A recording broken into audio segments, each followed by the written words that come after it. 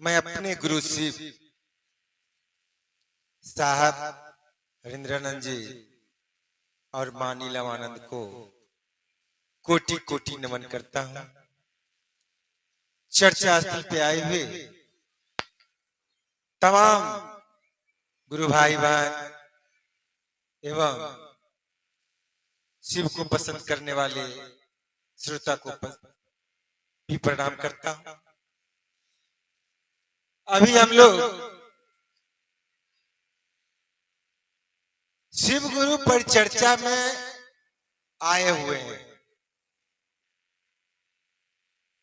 यह कद्राबाद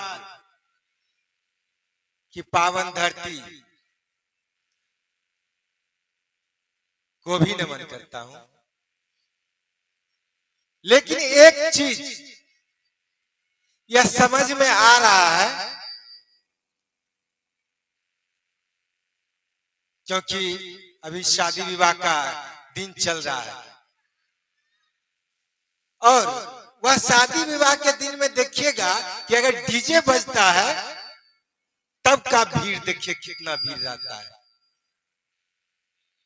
वह डीजे जब बजता है तब का भीड़ देखिए, या कोई प्रोग्राम अगर होता है, चाहे वह नौटंकी का नाच हो या लाउडर का नाच हो, कोई चीज का हो, तब देखिएगा कितना भीड़, या कदराबाद के गांव में कितना भीड़ रहता है। आज जो बात हो रही है कि वह शिव गुरु है और जो भी भाई बहन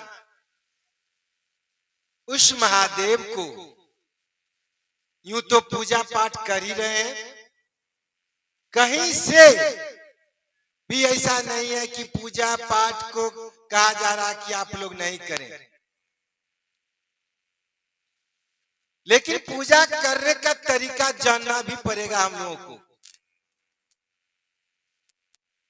यह पूजा का तरीका बताएगा कौन? वह कोई जानकार ही बताएंगे, जिसको कि हम आप कहते हैं कि ज्ञानी। और वह पूजा की बात चल रही है, वह तभी पता चलेगा, तभी मालूम होगा जब हम किसी गुरु के पास जाएंगे। और किसी गुरु में तो देख ही रहे आज के जमाने में क्या हो रहा है। गुरु अपने शिष्य की हालत क्या देख रहे हैं। गुरु देखेगा क्या, एरोप्लेन पे घूम रहा है, बेलोड़े पे घूम रहा है, और उसका चेला देखिएगा कि क्या स्थिति दर दर की परेशानियां से जूझ रहा है, मजदूरियां कर रही है, फिर भी एक बार भी वो अपने चेला को पूछने के लिए नहीं आते हैं कि तुम किस स्थिति में हो। और आज के समय में जो भी महादेव को गुरु बनाए हैं, चाहे वह इतिहास बता रहा है, चाहे हम लोग प्रवचन सत्संग में सुन रहे हैं कि उनकी चेला, उनका भक्त आज वो हवाई जहाज पे चल रहे हैं, बेलोड़े पे चल रहे हैं। और हमारे गुरु जानते हैं, अगर आप लोग गाना में सुनते होंगे तो क्या चीज है उनके पास? बैलगाड़ी है, बसा बैल जिसको कहते हैं। रहते कहाँ हैं?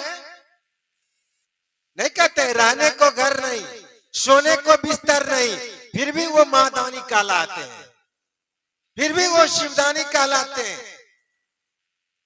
तो कहने का मतलब यह हुआ कि हम आप आज के परिवेश में जो पूजा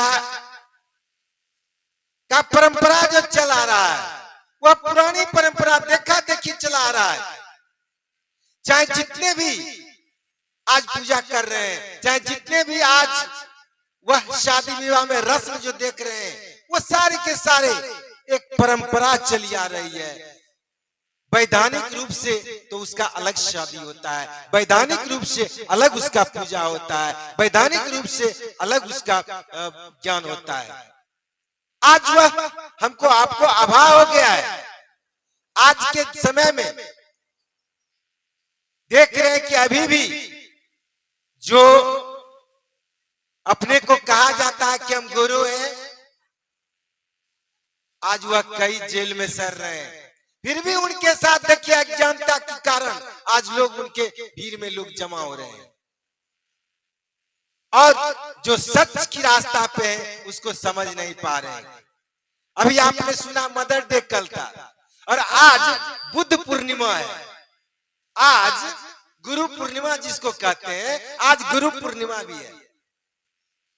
और यह गुरु पूर्णिमा बैसाख के पूर्णिमा जो होता है बैसाख, या बैसाख में वह बुद्ध पूर्णिमा इसलिए कहा गया है, गुरु पूर्णिमा इसलिए कहा गया है कि आप लोग अगर कहीं सुने होंगे, थोड़ी सी उदाहरण देकर बात करने को चाहता हूं कि यह आज जो गुरु पूर्णिमा का दिन जो पड़ा है, वह एक राजकुमार जो बहुत बड़े रईस जमींदार के लड़का जिनका नाम था सिद्धार्थ, वह सिद्धार्थ राजशाही ठाठ बाट में जन्म लिए थे। और एक बार उन्होंने अपनी सारथी से कहा कि सारथी चलो हमको गांव भ्रमण करना है। और जब गांव भ्रमण करने के लिए निकले वो सिद्धार्थ, तब उधर से देखते हैं कि एक लाश आ रहा है, यानी कि एक जिसको रंथी कहते हैं, एक आदमी मर गया होगा, वह आदमी क्यों श्मशान की ओर ले जाने के क्रम में वह रंथी को देखा। तो उन्होंने सारथी को पूछा कि सारथी यह क्या चीज है? तो उन्होंने सारथी ने कहा कि महाराज ये आदमी मर गया है और शमशान घाटी से ले जाया जा रहा है दाह संस्कार करने के लिए। तो उन्होंने कहा कि क्या मैं भी मरूंगा? तो उन्होंने कहे, वो तो डर लग रहा था, हम कहें तो क्या कहें। कहा कि महाराज एक दिन सबको जाना है। उसी दिन उसी क्षण वह सिद्धार्थ ने कहा जब एक दिन मरना ही है तो पहले इसको हम पता लगा लेते हैं। और वह वहीं से सिद्धार्थ सारथी को कहा ये सारा राशि ठाठ वर्त लो और घर में बोल देना कि सिद्धार्थ मर गया। उसके बाद महाराज की आज्ञा था, वो तो चला गया। और उसके बाद वह सिद्धार्थ उसकी खोज में, वह जीवन की खोज में उतरा। और वह जीवन की खोज, वह ज्ञान की खोज में जब गया तो यही बिहार की धरती है। और यह जो हम लोग पीपल वृक्ष के नीचे बैठे हुए हैं, ऐसा ही पीपल का वृक्ष के तले वह सिद्धार्थ उस परमात्मा की खोज में समाधि लिए और उनको उस परमात्मा की खोज मिल गया। और मिलने के बाद उन्होंने कहे कि बुद्धम शर्वम गच्छामि, यानी कि इस संसार में जो आया है एक दिन जाना ही जाना है। और वही सिद्धार्थ भगवान बुद्ध कहलाए, जो आज गुरु पूर्णिमा की बात करते हैं हम। अब बताइए, एक सिद्धार्थ, एक महाराजा जब उस परमात्मा अपनी निजी जिंदगी खोज के लिए निकले तो वह बुद्ध कहला गए। आज हमारे आपके बीच हम आप देख रहे हैं जो इस बैनर में लगा हुआ है, यह बात मैंने इसलिए कहा कि वह सिद्धार्थ भी एक महाराजा राशि ठाठ बाट में थे, और आज हमारे साहब श्री हरिंद्रानंद जी और माँ नीलमानंद भी राशि ठाठ बाट में जन्म लिए हैं। और वही राशि ठाठ बाट हमारे माँ हजारों एकड़ जमीन की मालकिन की बेटी है। हमारे साहब हजारों एकड़ जमीन के मालिक के बेटे हैं, और पैसे से ये एडीएम संयुक्त सचिव से निवृत्त होकर के उस समय भी इन्होंने चाहते तो इनको कोई चीज की कमी नहीं थी, चाहे नीलम माँ को चाहे हमारे साहब को, ये भी मौज से जिंदगी गुजार सकते थे एसी में। लेकिन यह हम आप को उदाहरण इसलिए मैंने सिद्धार्थ का दिया और साहब श्री हरिंद्रानंद को दे रहा हूं कि आज उन्होंने हजारों एकड़ जमीन राशि ठाठ बाट हमारे साहब और हमारे माँ ने उसे त्याग दिए, और एडीएम के पद पर रहते हुए भी वो समय निकाल करके लोगों के बीच महादेव की बात करते थे। शिव की पृष्ठभूमि पे मैं नहीं जा रहा हूं, शिव शिष्टा की पृष्ठभूमि पे, क्योंकि उन्होंने जो महादेव को गुरु बनाए वो स्थिति हम आपको बीच नहीं आ रहा है। मात्र हमारे आपके बीच में जो बना बनाया भोजन जो कहते हैं, माँ बहन जो घर में बनाती है भोजन कैसे बनाती है वो वही जानती होगी। ठीक हम आप मात्र खाने का हाल जानते हैं। आज के समय में भी वही स्थितियां हैं। हमारे साहब और माँ नीलमानंद ने महादेव को गुरु बनाने के बाद जो जुल्म सितम सहे वो हमको आपको आज नहीं सहने को देखने को मिल रहा है। उन्होंने कह रहे हैं कि अभी भी कुछ नहीं बिगड़ा है। अरे पूजा पाठ जो आप करने जा रहे हैं वह पूजा पाठ पुरानी परंपरा जो है हमको आपको देखा देखी चला आ रहा है। पूजा जो है वह हठ योग है। पूजा से आप परमात्मा को पा सकते हैं, भगवान को पा सकते हैं, लेकिन बहुत समय लगेगा, बहुत समय लगेगा। उसके लिए आपको घर छोड़ना पड़ेगा, परिवार छोड़ना पड़ेगा, संसार छोड़ना पड़ेगा, तब जाकर के कहीं मिलेंगे कि नहीं वो कहना मुश्किल है। लेकिन हमारे साहब ने कहे कि इसी जन्म में आपको लौकिक और पारलौकिक दोनों मनोरथ सिद्ध होगा। कब? जब आप उसी परमात्मा को, उसी महादेव को, जिसको हम आप पूजा पाठ करते चले आ रहे हैं देवता के स्वरूप में, अब तो वो देवता ही देवों के देव महादेव है। वो कहा जा रहा है कि जो देखा देखी पूजा पाठ करते आ रहे हैं वो तो एक परंपरा है। उसी का हाईटेक, हाईटेक का मतलब होता कि जो नए जो उसका लाना, नया तरीका से उसे पाना, यानी कि हाईटेक का अर्थ होता ही है कि वह नए तरीके से वह हम आप उस परमात्मा तक कैसे पहुंचे, आसानी तरीका से कैसे पहुंचे, आसान तरीका से। तो उन्होंने कहा कि अगर आप वही, उन्होंने बताए कि पूजा पाठ को मैंने नहीं बदला हूं। कौन कहता कि पूजा पाठ आपने छोड़ दीजिए? नहीं, पूजा पाठ कीजिए, लेकिन आप ज्ञान ले लीजिए।